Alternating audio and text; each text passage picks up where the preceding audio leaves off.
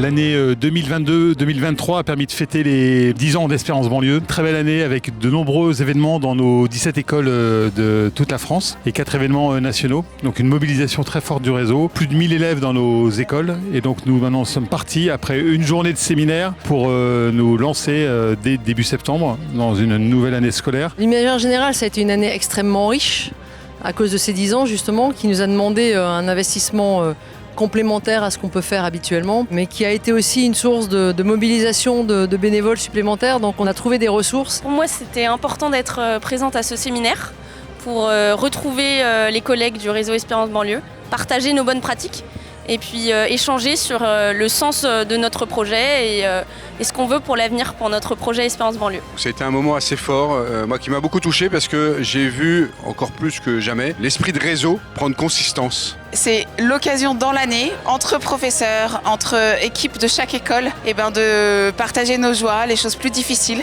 mais d'être ensemble et de vivre cette passion et de la partager. On se ressource en fait, on se redonne du souffle. Ce séminaire est fondamental déjà parce que je viens d'arriver dans le réseau et du coup c'est pour nourrir la culture du réseau, nourrir mon engagement. En ce qui me concerne, c'était important de venir dire au revoir parce que je quitte le réseau dans une semaine. On a fait notamment un beau travail sur la vision d'Espérance Banlieue pour les années à venir. Une partie de la journée consacrée à revivre un peu l'année passée, à se remémorer les beaux moments, mais aussi évoquer certaines difficultés et certaines problématiques d'avenir. Et puis une deuxième partie consacrée à réfléchir à Espérance Banlieue dans 10 ans. Plusieurs moments très forts. Ce matin notamment, nous avons entendu des personnes très inspirantes qui nous ont parlé de pédagogie innovante. Donc 3 directeurs d'école qui, dans 3 directions différentes, ont permis de monter des projets qui sont très différents de ce qui se passe dans une école classique. Et cet après-midi, on a fait des ateliers justement en nous questionnant sur pourquoi est-ce qu'on était là.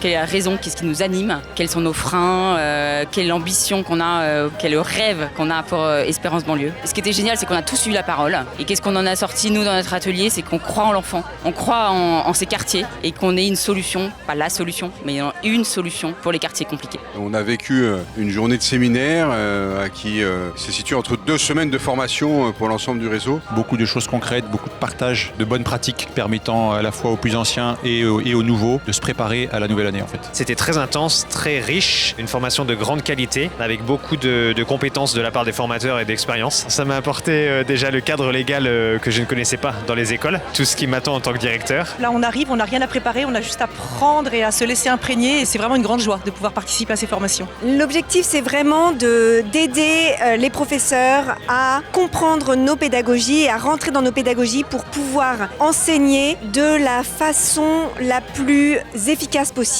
Et c'est très apprécié en fait. Un des plus beaux vœux qu'on pourrait avoir pour Espérance Banlieue en 2023-2024, c'est que l'année prochaine, il y ait encore plus de gens de l'extérieur qui viennent questionner, profiter et enrichir les formations dispensées au niveau du réseau Espérance Banlieue. Quand on regarde ce qu'on a fait, le chemin parcouru, on voit qu'il y a de la joie et on voit qu'on fait du bien au monde et qu'on fait du bien aux enfants, ça c'est super. On constate aussi qu'il y a beaucoup de demandes d'ajustement, beaucoup de demandes d'organisation, beaucoup de demandes de clarification. Les derniers événements dramatiques que la France a connus, d'ailleurs, ont généré un certain nombre de contacts entrants. On est à un tournant, un des intervenants le disait, 10 ans c'est l'âge de raison et c'est une étape dans la croissance. Et donc on a devant nous beaucoup de chantiers, mais c'est assez excitant, donc ça veut dire qu'on a beaucoup de travail pour la rentrée. Ce qu'il faut conserver à tout prix, c'est notre esprit d'enfance en fait. Vous voyez, c'est le fait que tous les professeurs restent des éducateurs, garder un objectif commun, l'accompagnement de l'enfant dans toutes ses dimensions.